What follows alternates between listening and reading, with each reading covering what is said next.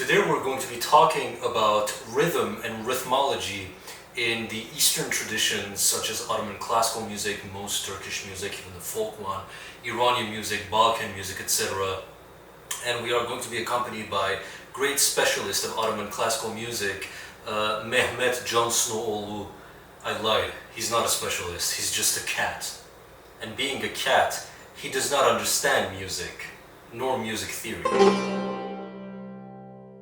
So I want to frame this video by using Ottoman classical music theory as our basis. Usul is the central word behind our discussion today. Usul is basically the word that denotes the codified sets of systems that regulate the usage of rhythm within these traditions. Now, how usul is taught to students, how it is explained, is through specific words. Düm means a single, long, deep beat, and tek means one long, high beat. So let's suppose that our düm is this, and our tek is this. Okay? Düm, tek. Düm, tek. Usually in Ottoman classical music, it is taught using the knees and slapping the knees with the hands, but due to the shot composition, obviously we can't do that, so it doesn't matter. We're going to do it like this. One of the primary basic usuls of Ottoman classical music is called Nim Sofyan. And Nim Sofyan goes düm, tek, düm, tek, düm, tek, düm, tek, düm, tek, düm, tek, düm, tek. This is what an usul is. An usul is a set of beats, either high, either low, in a certain pattern. It is basically a rhythmic cycle, a certain rhythmic motif. And these are the lifeblood of rhythmology within these traditions, such as the Iranian one, the Ottoman classical one, the Balkanic ones, etc. These recognizable rhythmic patterns. There's another basic pattern within Ottoman classical music, another usul, which is called semai. And semai goes like this. Düm, tek, tek, düm, tek, tek, düm, tek, tek, düm, tek, tek. Semai is the same as the waltz, basically, in Western European music. Dum, dum, dum, dum, dum, dum, dum, dum, dum. Within the usul system, then you're going to have other terms, such as te, ke, which means two high short sounds, te, ka, one high short sound followed by one high long sound, tek, ha, two high long sounds, ta, hek, two high long sounds. And even then, I've seen more terms like me, etc. It can get quite complicated, or at least complex. Thanks to this complexity, you can derive from it more complex patterns, more complex usuls like these ones.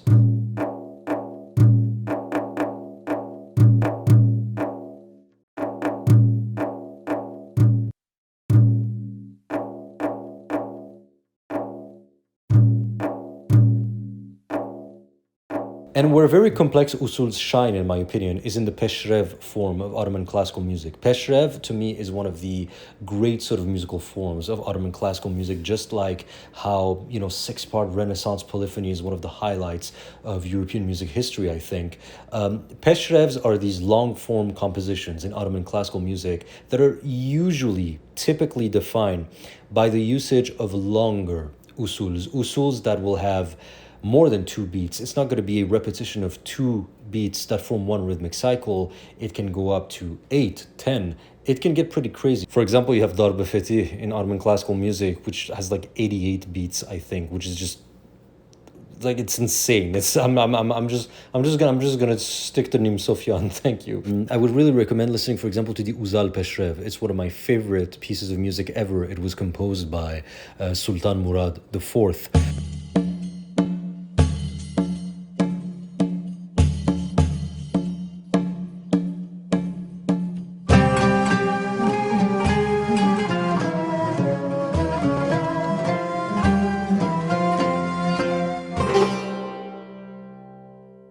Now I want to talk a little bit about Aksak in Ottoman classical music and Turkish music as a whole. Aksak is where things get very interesting. See, usuls are structured within a certain time structure. They can occur in two beats, 1, 2, 1, 2, or 1, 2, 3, 4, 1, 2, 3, 4, 1, 2, 3, 1, 2, 3. 1, 2, 3, 4, 5, 6. These are what we call time signatures. A certain measure has a certain specific number of beats that happen within it. main beats, right? Because then you have what we call quarter note and eighth notes. These are the small beats, but we're talking about the main beats that structure sort of the passage of time within a certain measure. Usually Western European music tends to be limited to 4/4/6/8, 3/4, 12/8, more symmetrical ones, if you will.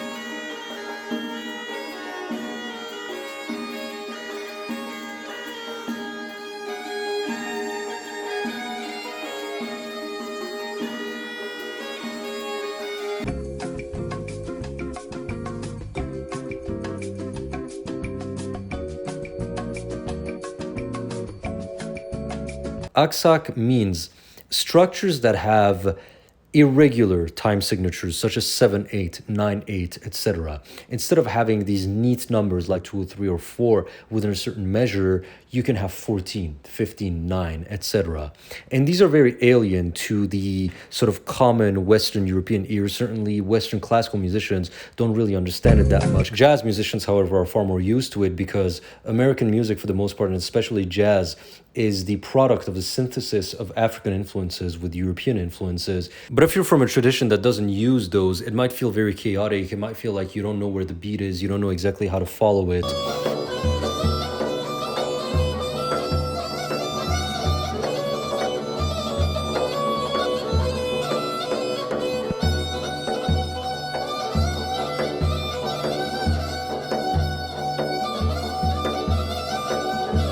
It's effectively the case for me because in Iran, we don't really have them that much. We do use them in classical Persian music, in the court music, in the sort of savant music, but it's more of a scholarly music kind of thing. It's certainly not something that we find that often in folk music comparatively to Anatolian or Balkanic music. Now, what I want to do is analyze 3 different forms of Aksak from my own pieces of music. I know some people in the comments will be saying, oh, you're so self-referential, you're narcissistic. I'm using my own pieces of music because I wrote them, so I can break down the music theory very well. Whereas I don't want to misinterpret somebody else's composition. So let's start with the Alp Arslan piece within the Manzikert symphony that I composed. This one is very much an Aksak piece of music, and if we listen to it just as it is,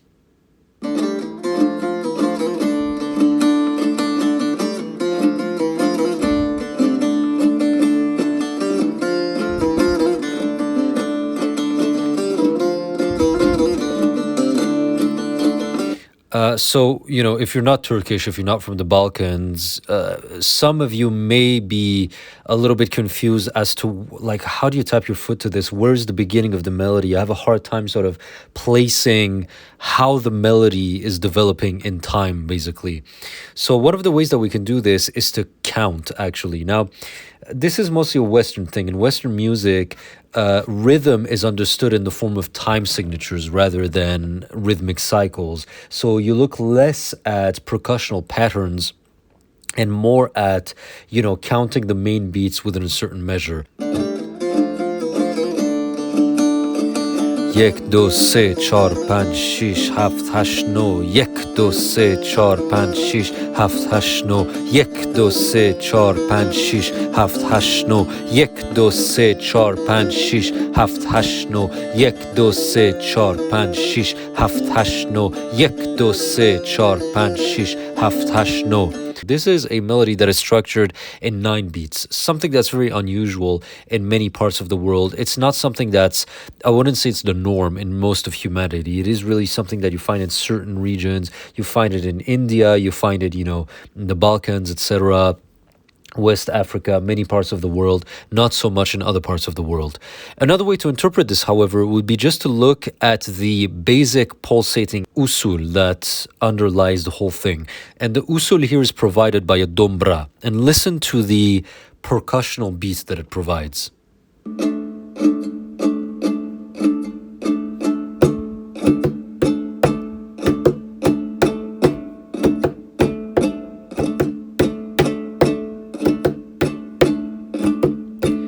Bum, ba-bum, bum, bum, ba-bum, bum, bum. Right, so the beat here goes bum, ba-bum, bum, bum, ba-bum, bum, bum, bum, ba-bum, bum, bum, ba-bum, bum, bum, bum.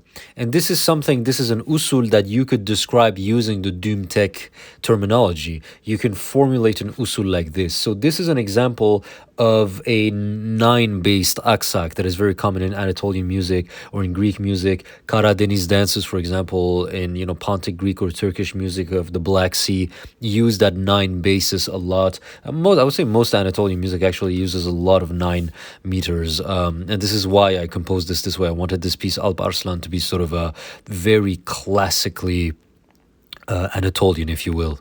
Okay, now let's look at an Aksak rhythm that is in 7 meters. So this is from Haiduks of Moesia. It's a piece that I composed about the Haiduks, the brigands. They were brigands and thieves who became, in the Balkans, who became anti-Ottoman freedom fighters. And they basically acquired a sort of Robin Hood-esque kind of status in the folkloric mythology of the Balkans. And so I wanted to compose a piece about them, and I wanted it to be, very much representative of Bulgarian music. And so I used the rchenica. Rchenica is a form of Bulgarian music which is in 7 beats, but these 7 beats are felt as 1 2 1 2 1 2 3. 1 2 1 2 1 2 3. So the structure is in 7, and the specific usul can be felt as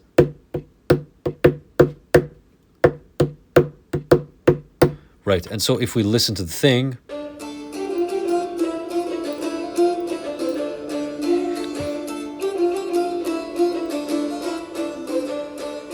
1, 2, 3, 4, 5, 6, 7, 1, 2, 3, 4, 5, 6, 7, 1, 2, 3, 4, 5, 6, 7, 1, 2, 3, 4, 5, 6, 7, 1, 2, 3, 4, 5, 6, 7, 1, 2, 3, 4, 5, 6, 7, 1, 2, 3, 4, 5, 6, 7, 1, 2, 3, 4, 5, 6, 7. Right, so this is something that is structured in 7, but the specific usul that it uses is pum pum pum pa pum pum pum pum pum pum pa pum pum pum 1 2 1 2 1 2 3. 1 2 1 2 1 2 3 1 2 1 2 1 2 3 1 2 1 2 1 2 3 1 2 1 2 1 2 3. But it could be pum pum pa pum pum pum pa pum pum pum pa pum pum pum pa pum. That would still be in 7, but now you'd be dealing with a different rhythmic cycle, a different percussional pattern. So this must be understood. Usuls are not synonymous with time signatures. In Western music, you really have the concept of time signature and not necessarily of usuls as of the specific pulse patterns or motifs, if you will. So you can have a song in 7 beats, but then there's an infinity of different usuls that you can have in it. And finally, we're going to look at an Aksak rhythm that is in 5 beats. So it's this one from Sadeh, one of my Iranian songs. 1 2 3 4 5 1 2 3 4 5 1 2 3 4 5 1 2 3 4 5 1 2 3 4 5 1 2 3 4 5. Right, so the structure is in 5 beats, and the specific usul, the specific percussive pattern that I am placing within this time span of 5 beats goes like this. Boom, pa pa boom, bum bum, boom, pa pa boom, bum bum, boom, pa pa boom, bum bum. So again, the structure is in 5, but you can have different percussive patterns within these 5 beats. I could have also gone ta ta ta tum ta ta ta ta ta tum ta ta ta ta ta tum ta ta ta ta tum. Again, so you can have something in 5 beats, and there's a whole lot of different usuls you can have within 5 beats. You can have something in 9 beats, 7 beats, 10, 15, whatever. And then there's a whole variety of different usuls that can be derived from this time span. And that's really what defines the aksak. It's these asymmetrical rhythms within which you can then creates these different percussional patterns that can really sort of create a whole universe of different rhythms, different ways of dancing, different dances altogether, different ways of feeling rhythm. That is really something that the Anatolian and Balkanic cultures, I think, excel at. They have an understanding of rhythm. They have a complexity and a variety of rhythm. Indian, classical, Hindustani, and Carnatic music also are two places where, you know, you have a complexity of rhythm, a richness of rhythm that you do not find in many other parts of the world. What I'm trying to illustrate here is that in these traditions, this basic rhythmic cycle, these rhythmic patterns, are possibly one of the most important underlying structural elements. They're what ties the structure together and gives everything a cohesive form. It is very much comparable to the role of the harmonic contour or the harmonic progression in Western European music. If you don't know what a harmonic progression or a chord progression is, you can go to that video, jump to this chapter. I explain exactly what it is. In Western European music, usually the overall structure is defined by the harmonic contour, whereas in these Eastern traditions, often it will tend to be this rhythmic structure, the exact rhythmic pattern that you use. And depending on the one that you use, it can fundamentally alter the feel, the perception of a certain piece of music. So what we're going to do here, for example, is I'm going to sing to you the same song, Apoxenotopo, which is Üsküdar'a giderken in Turkey, and you know there's Serbian versions, there's Bulgarian versions, Arabic versions, but I know the Greek and Turkish versions. I'm going to sing to you the Greek version, just with the vocals first, and then I'm going to transpose underneath it different usuls, and we're going to see how it affects the piece. Apoxenotopo για παλαργινό. Ήρθε ένα κορίτσι φως μου 12χρονό. Ήρθε ένα κορίτσι φως μου 12χρονό. So now let's apply malfuf to it. Tum ta ta tum tam tum ta ta tum tam. Από ξένο τόπο για παλαργινό. Ήρθε ένα κορίτσι φως μου 12χρονό.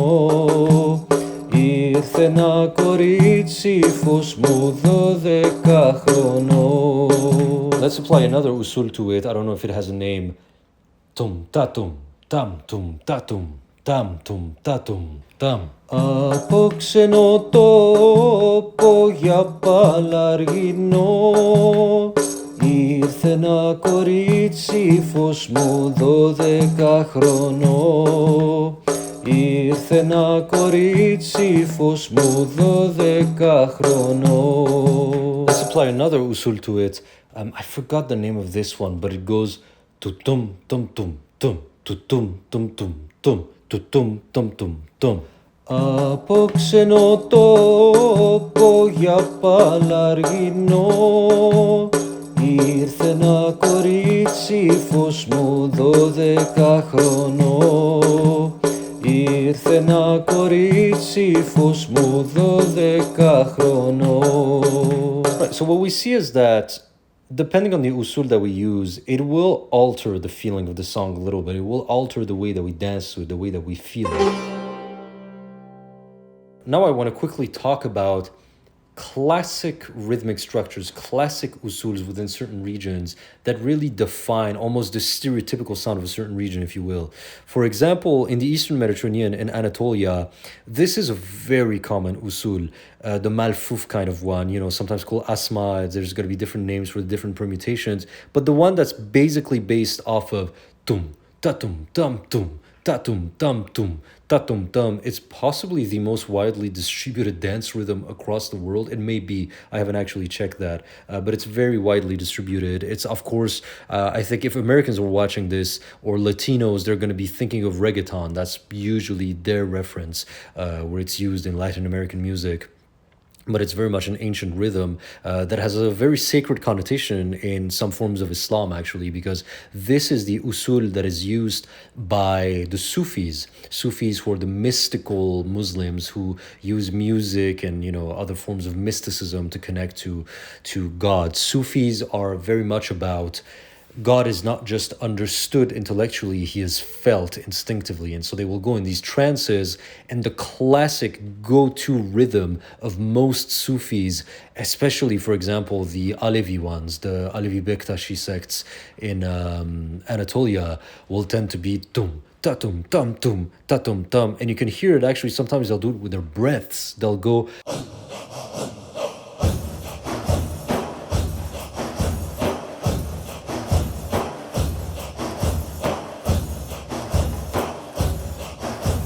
It is also something that is very much found in the Balkans, in Greece a lot. And sometimes it's not necessarily obvious because it's not always played on drums. So for example, Cretan music tends to be not very... drums are not necessarily the percussive instruments anymore. Usually it's the lauto that does most of the percussive job in Cretan music. They don't traditionally use like darbukas and everything that much. But if you listen to many of their songs, the lauto rhythm, the usul, is doing this. Tum, tatum, tum, tum, tatum, tum, or just tum, tatatum, tum, tum, tatatum, tum.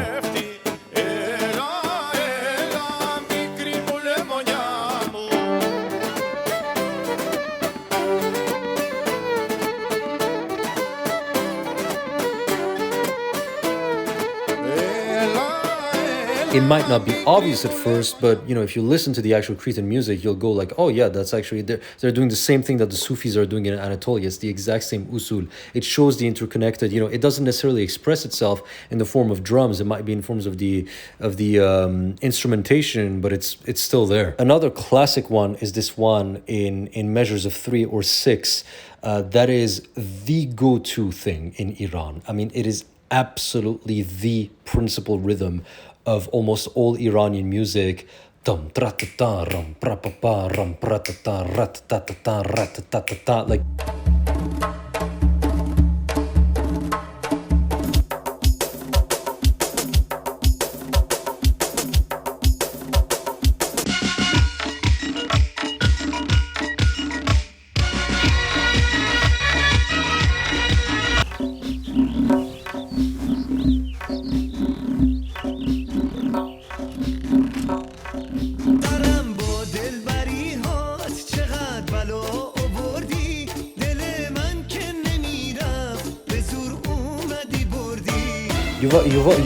You want ایرانیان تو غیر بده. You want میخوای یک کین ایرانی رو تکون بدی. یک دنبال دوم رو بهش we call it دنبال دومبول.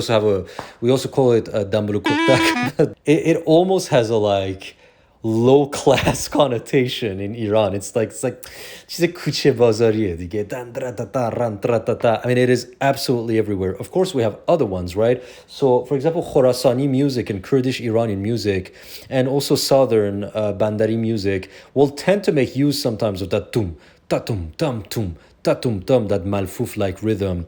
Asbaran, for example, which is, I think, one of my best Iranian compositions, I really wanted to give it a sort of Khorasani Kurdish flavor, and so it does use that tum. But that's not the most typical Iranian thing. In Mazandaran, for example, where I'm from, I'm Mazandarani, I'm from the north, and Mazandarani music, if you look at how we play our dotar in Mazandaran, we repeatedly strum the dotar using this pattern.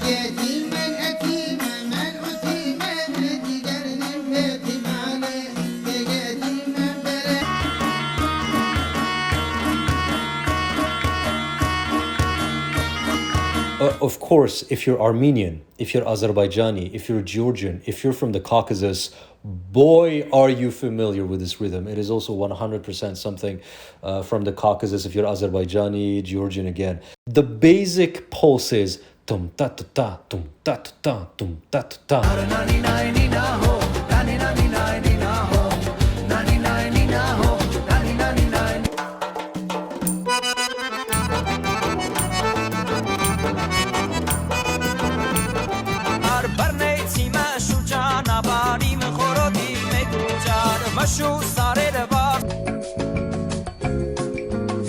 Other examples of very classic rhythms in the Caucasus, you have this very, very typical rhythm that is in 2 or 4 that goes like this.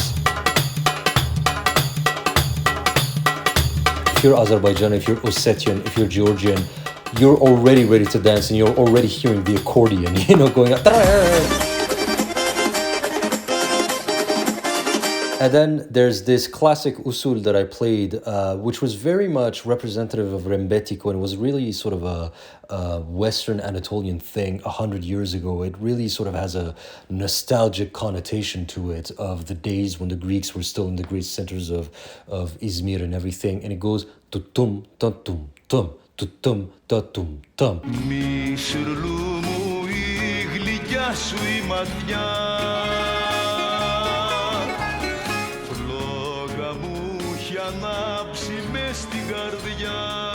One of the greatest compliments I ever got on one of my comments was somebody saying that, I was writing sort of Pontic Greek music and music of Anatolia, and a Turkish guy said, my mother's also from the region, she's from the Black Sea.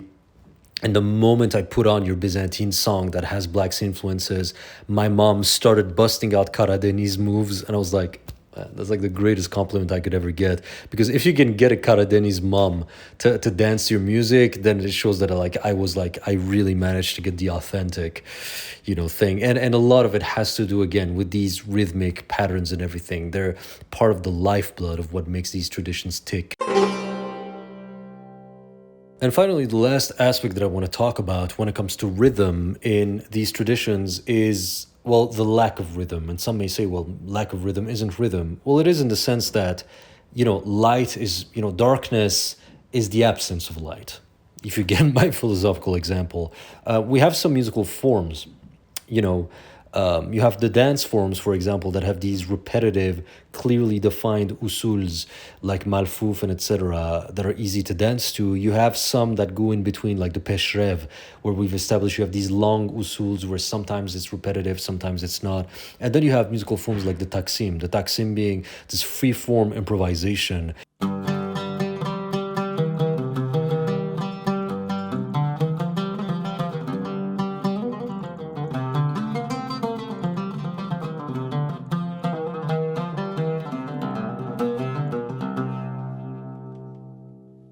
And it's basically the absence of rhythm, or at least a pulse-based rhythm. When you're performing a taksim, there is still some semblance of rhythm, but it's not something that you can ever tap your foot to necessarily. For the most part, it's best to think of it as arrhythmic, as non-rhythmic, and it's sort of, these notes discovering one another. It usually happens in improvisation. Very often also, we will have a taksim performed as the usul is going on. So very often in these traditions, the usul will keep going, but then as the usul keeps going with its tempo and everything, you will have, somebody improvising in an arrhythmic manner.